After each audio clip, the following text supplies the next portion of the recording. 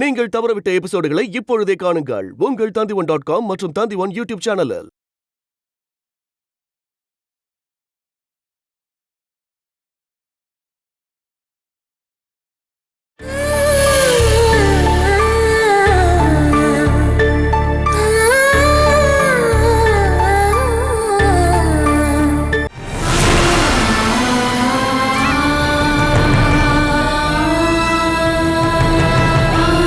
பாலசுதா, யாரை நினைச்சும் பயப்படாதீங்க.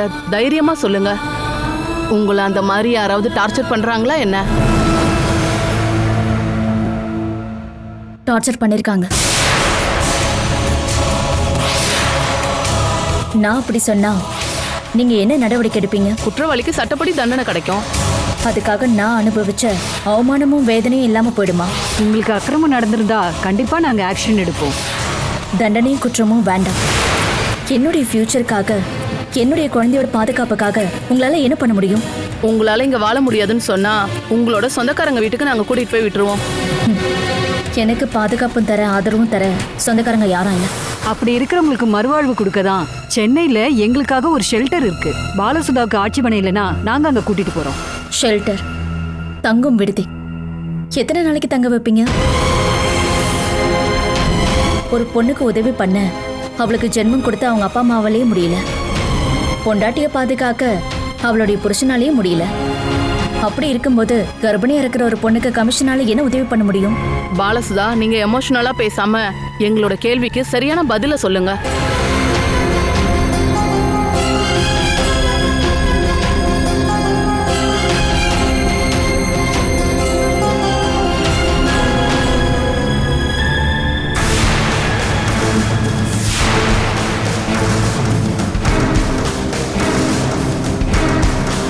சரக்கடிச்சு புத்தி பேதலிச்சு சந்தேக பிராணியா இருக்கிறது தான் உங்க புருஷனா?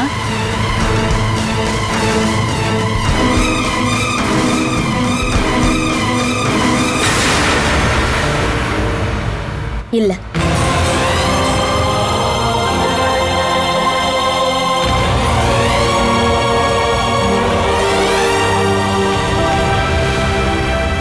கல்யாணம் முடிஞ்சதுக்கு அப்புறம் உங்க புருஷன் ஒவ்வொரு காரணமும் சொல்லி பயமுத்திட்டு இருந்தாரா என்ன?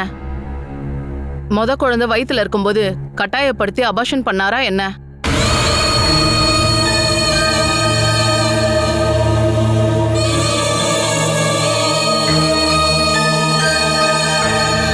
சொல்லுங்க, அபார்ஷன் பண்ணாங்களா என்ன? அது படி இறங்கும்போது கால் தவறி விழுந்துட்டாங்க. சாப்பாடு எதுவும் கொடுக்காம உங்களை உங்க புருஷன் ரூம்ல பூட்டி வச்சிருக்காரா?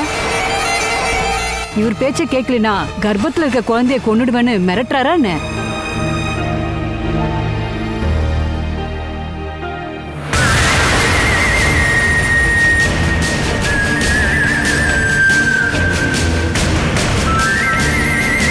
பிரெக்னன்ட் ஆகி எத்தனை மாசம் ஆகுது?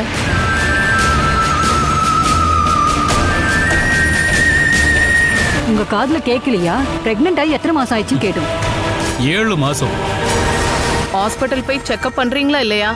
இங்க பாருங்க, இங்க பக்கத்துல ஒரு ஹெல்த் சென்டர் இருக்கு, அங்கதான் கூட்டிட்டு போவோம். பாலசுதா, தேவைப்படுற ட்ரீட்மெண்ட் கொடுக்கலன்னு நீங்க கம்ப்ளைண்ட் கொடுக்குறீங்களா? எனக்கு யார் மேலேயும் எந்த கம்ப்ளைண்ட்டும் இல்லை.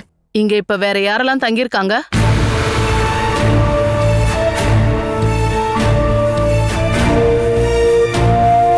உங்களுக்கு பயந்துதான் பாலசுதா ஓப்பனாவே பேச மாட்டாங்க. நாங்க பர்சனலா கொஞ்சம் பேச வேண்டியிருக்கு. நீங்க போய் இங்க இருக்கிறவங்க எல்லாரையும் வர சொல்லுங்க. நீங்க வெளியெல்லாம் போக கூடாது, இங்கே தான் இருக்கணும். சரி. இங்க இருந்து யாரும் வெளியே போகாம பாத்துக்கணும். Yes madam. உங்களுக்கும் சேர்த்து தான் சொல்றேன்.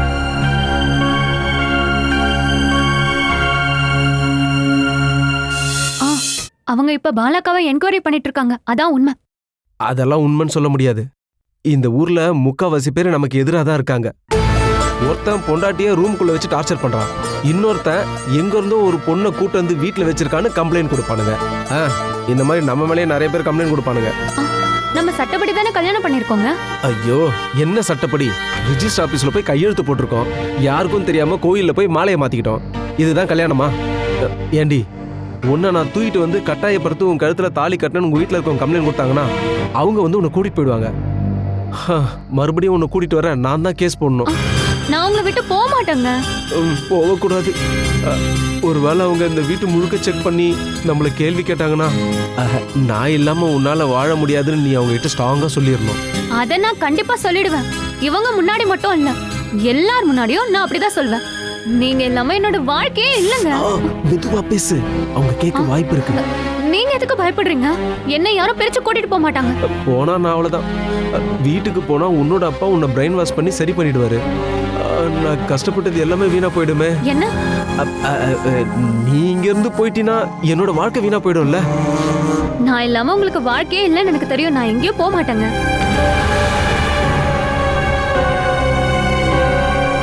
பாலசுதா, நாங்க இப்ப எதுக்கு வந்திருக்கோம்னா உன் புருஷனை புடிச்சு ஜெயில போடவோ, உன்னை கொடூரமா டார்ச்சர் பண்ணவங்கள புடிச்சு ஜெயில போடவோ இல்ல. உனக்கு இங்க வாழறதுக்கான தகுதி இருக்கா இல்லையான்னு பார்க்கதான். அதுக்கு என்னெல்லாம் பண்ண முடியுமோ அதை பண்ண வந்திருக்கோம். நான் தான் சொல்லிட்டேன்ல, நான் யாருக்கு எதிராகவும் எந்த கம்ப்ளைண்ட்டும் கொடுக்க மாட்டேன். நீ யாருக்காகமா பயப்படுற? உன்னை பார்த்தாலே எங்களுக்கு தெரியுது. கம்ப்ளைண்ட்ல மென்ஷன் பண்ண எல்லா விஷயத்தையுமே நீ அனுபவிச்சுட்டு இருக்கன்னு. இனிமே அந்த மாதிரி எதுவும் நடக்காம இருக்க உனக்கு தேவைப்படுற சட்ட ஆலோசனைகள் கொடுக்க தான் நாங்க வந்திருக்கோம். உன்னோட ஃபியூச்சருக்காக தான். நான் இங்க நல்லா தான் இருக்கேன். வேணுகோபன் அப்படிங்கிற ஒரு மனுஷனை தவிர எனக்கு வேற எந்த உலகமும் இல்லை.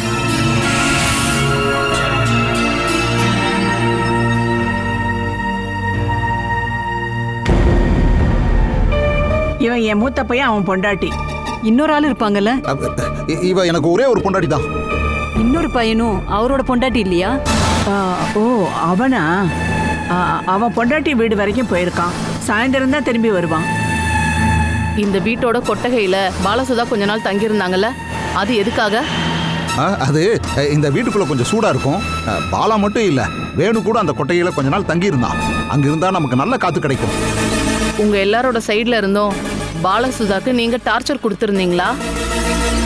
எனக்கு என் புருஷன் என்ன பண்றாரு மட்டும் தான் தெரியும். இங்க இருக்க மத்தவங்கள பத்தி நாங்க கவலைப்படுறதே இல்ல. மத்தவங்களும் எங்களை பத்தி கவலைப்பட மாட்டாங்க. உங்களை ஏமாத்தான் யாரோ கம்ப்ளைண்ட் கொடுத்துருக்காங்க. இந்த குடும்பத்துக்கு ஒரு குழந்தை பிறக்க போற சந்தோஷத்துல தான் நாங்க இருக்கோம். அம்மா தான் ரொம்ப ரொம்ப சந்தோஷப்படுறாங்க. இந்த சந்தோஷத்துல அம்மாவால சரியா தூங்க கூட முடியறது இல்ல. இல்லம்மா? ஆமா ஆமா. பாலசுதா கம்ப்ளைண்ட் கொடுக்காததுனால இப்போதைக்கு நீங்க தப்பிச்சுக்கிட்டீங்க. இங்க பாருங்க, உங்க கேள்வியெல்லாம் கேட்டு முடிச்சிட்டீங்க. நான் என் பொண்டாட்டியை ரொம்ப நல்லா தான் பார்த்துக்கிட்டு இருக்கேன். இவளுக்கு ஒரு சின்ன குறை வந்தா கூட என்னால அதை ஏத்துக்க முடியாது. அது கரெக்ட் தான். இவளை பத்தி தப்பா பேசினவங்க கிட்ட சண்டை போட்டு குத்து வாங்கி 1.5 மாசம் இவன் படுத்து படுக்கையா இருந்தான். இப்போதைக்கு நாங்க இங்க இருந்து போறோம். பாலசுதாக்கு மொபைல் போன் இருக்கா? இல்ல. கர்ப்பிணி பெண்களுக்கு மொபைல் போன் ரேடியேஷன் உண்டாக்கும். அதனால தான் நான் வாங்கி கொடுக்கல. இவன் பணத்தை வீணாக்கவே மாட்டான். தேவையில்லாம ஒரு பைசா கூட இவன் அனாவசியமா செலவு பண்ண மாட்டான். அது மட்டும் இல்லாம இவன் கேட்டா எது வேணாலும் வாங்கி தந்துருவான். இத கையில வச்சுக்கோங்க. எங்களோட ஹெல்ப்லைன் நம்பர் இது. உங்களுக்கு ஏதாவது தேவைப்பட்டுச்சுன்னா இந்த நம்பருக்கு கால் பண்ணலாம். இங்க லேண்ட்லைன் இருக்குல்ல? இருக்கு, அடிக்கடி ஒர்க் பண்ணாது. நீங்க வேணும்னே கம்ப்ளைண்ட் பண்ணாம இருந்தாலே சரி. பாலசுதாக்கு எப்ப தேவைப்பட்டாலும் கால் பண்றதுக்கான வசதி நீங்க செய்து கொடுக்கணும். இதுக்கப்புறமும் ஏதாவது கம்ப்ளைண்ட் வந்தா இந்த மாதிரி என்கொயரிக்காகலாம் வரமாட்டோம். கஸ்டடியில இருக்க போலீஸோட தான் நாங்க வருவோம். இங்க பாருங்க, இனிமே ஒரு கம்ப்ளைண்ட் வராது மேடம். வேணுகோபால், உங்க பொண்டாட்டிய பயமூர்த்தி இப்போதைக்கு உங்க பக்கத்துல வச்சுக்கிட்டீங்க. ஆனா எங்களுக்கு நல்லாவே தெரியுது உங்க பொண்டாட்டிய நீங்க டார்ச்சர் பண்ணிக்கிட்டு இருக்கீங்கன்னு. அவ்வளவு சந்தேகமா இருந்தா நீங்க என்ன கஸ்டடியிலே எடுத்துக்கோங்க மேடம்.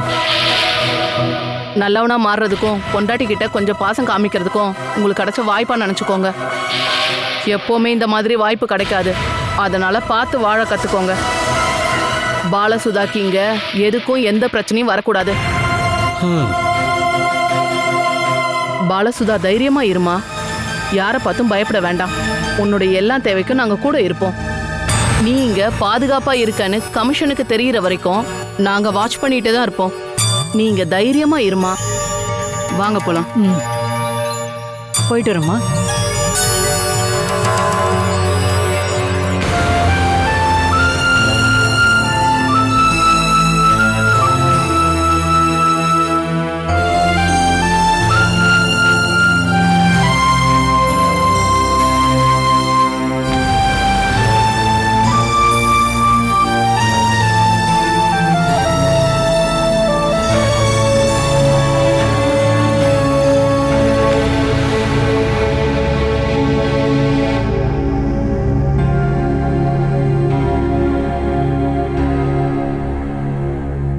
கம்ப்ளைண்ட் கொடுக்காததுனால வேற யார் மேலேயும் ஆக்ஷன் எடுக்க முடியாதுன்னு மகளிர் ஆணையம் சொல்லிட்டாங்க. எவ்வளோ கஷ்டப்பட்டாங்க. ஆனா பாலானி எதுக்காக புருஷனுக்கு எதிராக கம்ப்ளைண்ட் கொடுக்காம விட்டாங்க? அதுதான் அவங்களும் கேட்குறாங்கம்மா. ஒருவேளை பாலாவுக்கு மனசளவில் பாதிப்பு இருக்குமோன்னு மகளிர் ஆணையம் சந்தேகப்படுறாங்க. பாலானிய அவர் பயமுத்தி வச்சிருப்பாரு. கம்ப்ளைண்ட் கொடுத்து இப்போதைக்கு அவருக்கு சின்ன தண்டனை கொடுத்தாலும் மறுபடியும் அவங்க அங்கதானே வாழ்ந்தாகணும். இது எல்லாத்தையும் பண்ணணுமா அப்படின்னு பாலானி பயந்துருப்பாங்க. இப்படி வாழ்நாள் முழுக்க பயந்துட்டு இருக்க முடியுமாம்மா? தப்பிக்கிறதுக்கான வாய்ப்பே அவளுக்கு இப்போ கொஞ்சம் கூட இல்லை.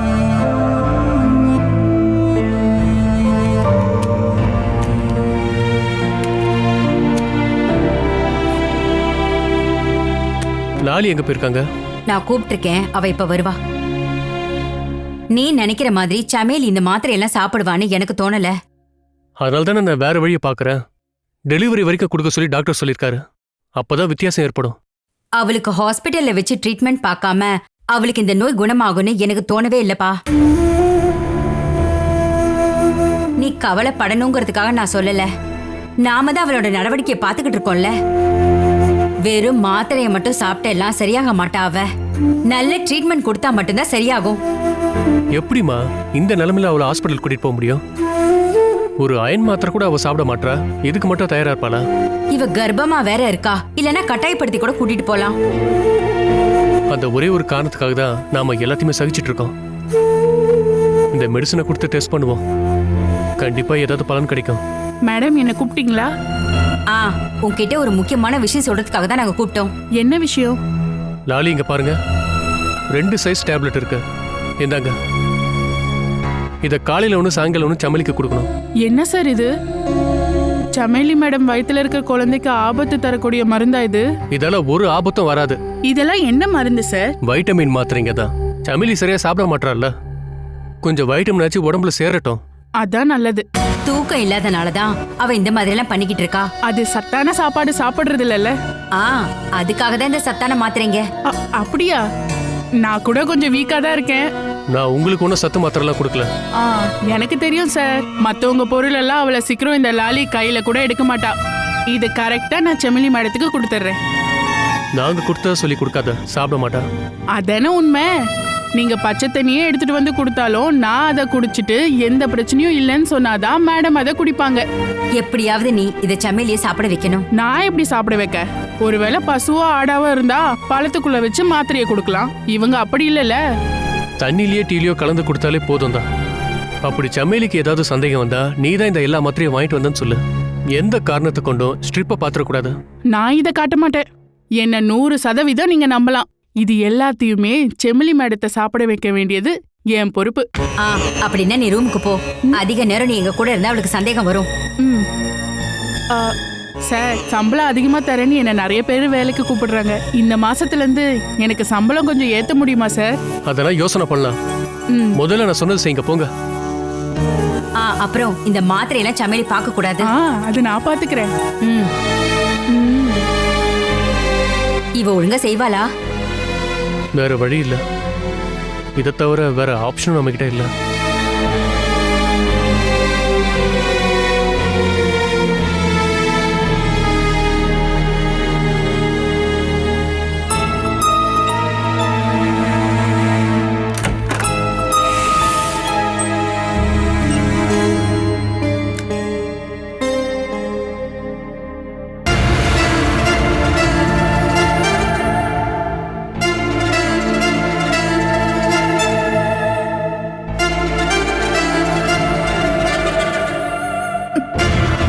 லாலி, குடிக்க கொஞ்சம் தண்ணி எடுத்துட்டு வாங்க.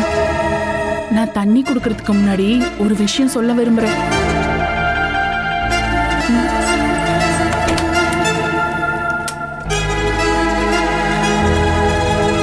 இங்க பாருங்க, உங்களையும் உங்க குழந்தையும் இல்லாம பண்றதுக்கு எல்லாரும் சேர்ந்து பிளான் பண்றாங்கன்னு சொல்லும்போது நான் அதை நம்பவே இல்லை. ஆனா நான் இப்ப அதை நம்புறேன். அப்படி ஒரு பிளான் இந்த வீட்டுல நடந்துட்டு இருக்கு. இத பாத்தீங்களா? நீங்க குடிக்கிற பால்லயோ இல்ல தண்ணியிலயோ கலந்து கொடுக்க சொல்லி என்கிட்ட கொடுத்து விட்டுருக்காங்க. உங்களுக்கான சத்து மாத்திரைன்னு என்கிட்ட சொன்னாங்க. அதுக்கு மீன் மாத்திரை வாங்கி போட்டா போதாதா? இத பார்த்தப்பவே எனக்கு ஒரு சந்தேகம் வந்துச்சு. நான் இதை உங்களுக்கு கலக்கி கொடுத்து இதனால உங்களுக்கு ஏதாவது பிரச்சனை வந்துச்சுன்னா நான் தானே கொலை கேஸ்ல மாட்டிப்பேன். இதை உங்ககிட்ட யார் கொடுத்தது? உங்களோட மாமியாரும் சூரஜ் சாரும் சேர்ந்துதான். இது எதுக்கு நீங்க வாங்கிட்டு வந்தீங்க? எனக்கு சம்பளம் கொடுக்கறது சார் தானே, முடியாதுன்னு சொன்னா என்ன அர்த்தம்? இந்த மாசத்துல இருந்து சம்பளம் வேற கூட கேட்டிருக்கேன். இது வைட்டமின் டேப்லெட் ஒன்றும் இல்ல, எனக்கு கொல்றதுக்கான மெடிசன். அப்படியா? எனக்கும் தோணுச்சு, அதனாலதான் உங்ககிட்ட சொன்னேன். இங்க இருக்கிற எல்லாரும் உங்களை கொல்றதுக்கான பிளான போட்டுட்டு இருக்காங்க. இதுக்கப்புறம் யார் என்ன கொடுத்தாலும் நீ வாங்க கூடாது. நான் வாங்க மாட்டேன். காசுக்காக என்ன வேணாலும் செய்யற ஆள் இல்ல மேடம். மேடத்தோட வயித்துல இருக்கிற குழந்தைய கொல்றதுக்கான மருந்து தான் இதுன்னு எனக்கு சந்தேகம் அதிகமாவே இருந்தது. அதனால தான் நான் வாங்கிட்டு வந்தேன். இப்ப நான் இதை வாங்கலைன்னா வேற ஏதாவது காரணம் சொல்லி உங்ககிட்ட கொடுத்துருப்பாங்க. அதை தவிர்த்துட்டு உங்களை எப்படியாவது காப்பாத்தணும் தான் வாங்கிட்டு வந்தேன். நான் இதை உங்களுக்கு தினமும் கொடுக்கறேன்னு அவங்க எல்லாம் நினைக்கட்டும். இங்க இருக்கிற எல்லாரும் சேர்ந்து என்னையும் என் குழந்தையும் கொல்றதுக்கு முயற்சி பண்றாங்க. தப்பிக்கணும். இப்போ ஒரு ஆபத்துல இருந்து நீங்க தப்பிச்சிட்டீங்க. உங்களுக்கு ஏதாவது விட்டமின் மாத்திரை வேணும்னா என்கிட்ட கேளுங்க, நான் வாங்கி கொண்டு வரேன். அது இந்த மாதிரி இங்கிலீஷ் மருந்தெல்லாம் இல்ல, நல்லா சத்தான ஆயுர்வேத மருந்து. அது மட்டும் இல்லாம கர்ப்பிணிகள்லாம் ஆயுர்வேத மருந்து சாப்பிடுறது நல்லது. எனக்கு எந்த மருந்தும் வேண்டாம். இங்க இருந்து தப்பிச்சு போனாலே போதும். இல்லனா என் ஆதியை கொன்ன மாதிரியே இந்த குழந்தைய சூரஜ் கொன்றுவான். ஐயோ சார் ரொம்ப பாவம் மேடம். உங்க மாமியார் தான் சார் மூலமா எல்லாமே பண்ணிட்டு இருக்காங்க. அவங்களுக்கு சரியான அடி கொடுத்துட்டீங்கன்னா அதுக்கப்புறம் பயப்படாம நீங்க வாழலாம். முதல்ல இந்த வீட்ல இருந்து வெளியே போகணும். நீ என் கூட வருவியா? ஏன் இப்படி எல்லாம் கேக்குறீங்க? நான் உங்க கூட தான். உனக்கு தேவைப்படுற எல்லாத்தையும் நான் தருவேன். அதுக்கு நீ எனக்கு ஹெல்ப் பண்ணணும். உங்களுக்கு என்ன உதவினாலும் கேளுங்க, நான் பண்றேன். நான் ஃபர்ஸ்ட் ஒரு பிளான் பண்றேன், அதுக்கப்புறம் சொல்றேன். சரி, நீங்க நல்லா யோசிச்சு பொறுமையா சொன்னா போதும். அது மூலமா எனக்கு ஏதாவது கிடைக்குதுன்னா நான் எப்பவுமே உங்க கூட தான் வருவேன். நான் போய் உங்களுக்கு தண்ணி எடுத்துட்டு வரேன். அதுக்கப்புறம் இங்க இருக்கிறவங்களுக்கு நாம தண்ணி காட்டுவோம்.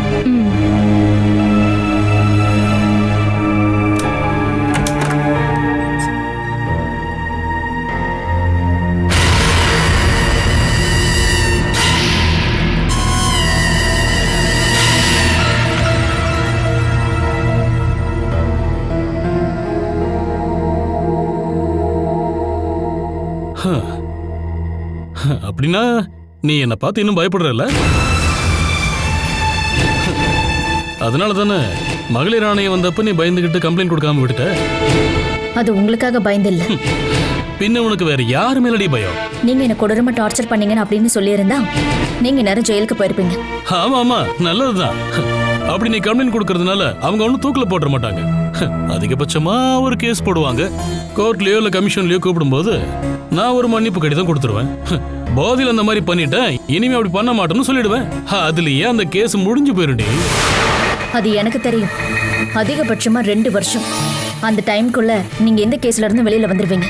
அந்த அளவுக்கு சக்தி தான் சட்டத்துக்கும் இருக்கு. உங்களுக்கு அந்த தண்டனை போதாதா? அதனாலதான் நான் கம்ப்ளைண்ட் தர மாட்டேன்னு சொன்னேன். இதை விட பெரிய தண்டனையா நீ என்னடி எனக்காக ஒதுக்கி வச்சிருக்க? நீங்க வாழ்ந்துட்டு இருக்கிற இந்த வாழ்க்கை தான்.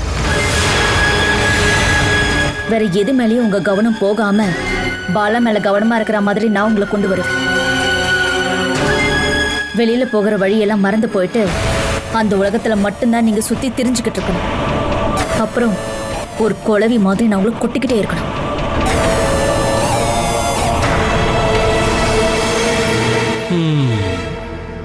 உன்னை உடனே ஒரு சைக்கார்டிஸ்ட கொண்டு போய் காட்டணும். அதை விட பெரிய ஷாக் ட்ரீட்மெண்ட் தானே நீங்க எனக்கு கொடுத்துக்கிட்டு இருக்கீங்க. அதனால நான் ஒரு மென்டல் பேஷண்ட் ஆக மாட்டேன். இனிமே என்கிட்ட இருந்து உன்னால தப்பிச்சு போக முடியாதுன்னு உனக்கு புரிஞ்சு போச்சுடி. அது மட்டும் இல்லாம இந்த வேணுகோபால் இல்லாம உனக்கு என்னடி வாழ்க்கை இருக்கு? உன்கிட்ட நான் இந்த மாதிரி கொடூரமா பாசத்தை காட்டுறேன். நான் காட்டுற பாசத்தை பார்த்து நீ பயப்பட. பயம் வர அளவுக்கு ஒருத்தர் மேல எப்படி பாசம் காட்டுறதுன்னு அதை உனக்கு நான் கத்து கொடுக்க போறேன். யார் சொன்ன நான் உங்களை பார்த்து பயப்படுறேன்னு? அனுதாபம் தான். அப்பாவியா இருக்கிற ஒரு பொண்ணுகிட்ட வீரத்தை காட்டுறேன், தைரியம் இல்லாதவன் மேல காட்டுற அனுதாபம். ஓ, உன்னோட ரோல் மாடல், உன்னோட பாதுகாவலர் அவன் தானே தைரியமான ஒரு ஆளு, அந்த மனோஜ். அவனுக்கு தலை உடைஞ்சு ரத்தம் வழிஞ்சு கீழே விழுந்ததை நீ பார்த்தல, அவன் தான் உன் மனசுல இருக்கிற ஆம்பளையா? அவன மாதிரி 10 ஆம்பளைங்களை இழுத்து போட்டு அடிக்கிற அளவுக்கு சக்தி என் உடம்புல இருக்குடி. அத பொண்ணுங்க கிட்ட காட்டுறவன ஆம்பளைன்னு சொல்ல மாட்டாங்க.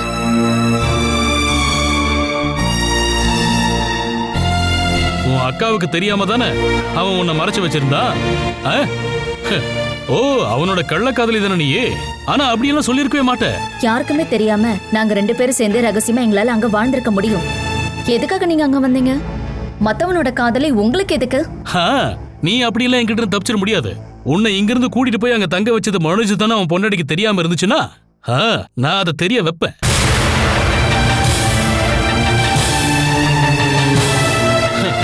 இப்போ அவனுக்கு அடிபட்டதுனால ட்ரீட்மெண்ட்ல இருப்பான். அந்த வலியெல்லாம் அவனுக்கு போகட்டும். அடுத்த அடிய அங்க போய் கொடுக்க போறேன்.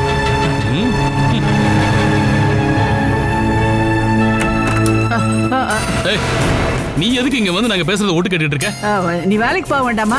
சாவி வாங்க வந்தேன். இத பாரு, இத வாங்கி மடியில கட்டி வச்சுட்டா போதாது. நேரத்துக்கு இவளுக்கு சாப்பாடு கொடுக்கணும். அதுக்கு நான் கொடுத்தா அவ சாப்பிடுவாளா?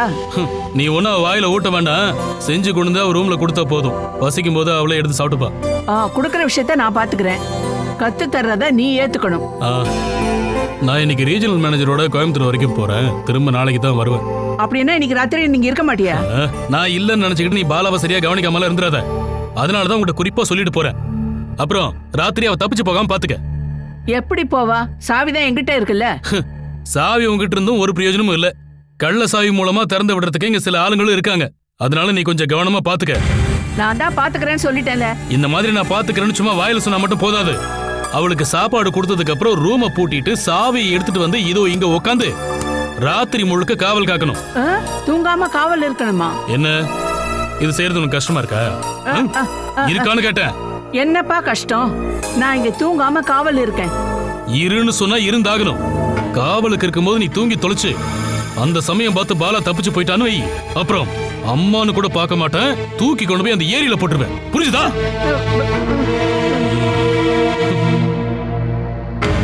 ஐயோ, என்ன ஆள் இவன்?